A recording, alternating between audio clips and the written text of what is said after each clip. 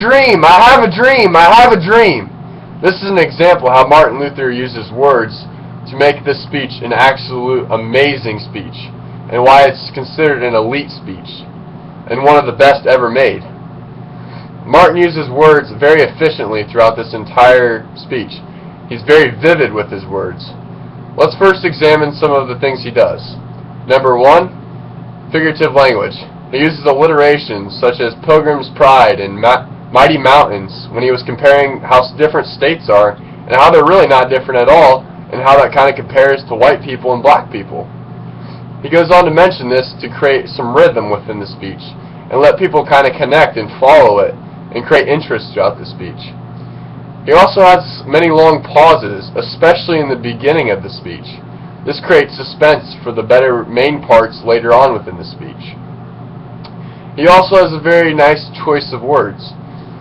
One example I found throughout the speech was he used the word Negro. Negro is kind of a derogatory word if you think about it, considering he could use a word such as, say, African American, but he doesn't. He creates an incentive within each one of these people, which the purpose of the speech is to create a call to action. And the call to action is something that's very hard to do, especially during this time period. These black people have very many risks associated with even just being at the speech, nonetheless fighting for the rights that they deserve to have. But that call to action has to be very strong and persuasive, and those words have to be strong for people to follow them. If he doesn't do this, think about where our world would be today. Just think about how important this speech really was.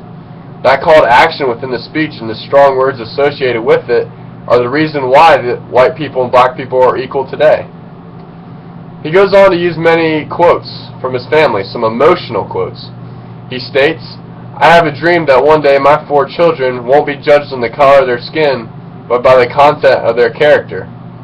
To me, if I was in the crowd here, I would just be exhilarated with happiness and willingness to follow him and follow the civil rights movement. He also goes on to mention the Constitution and how the American dream isn't so different than the black African American dream.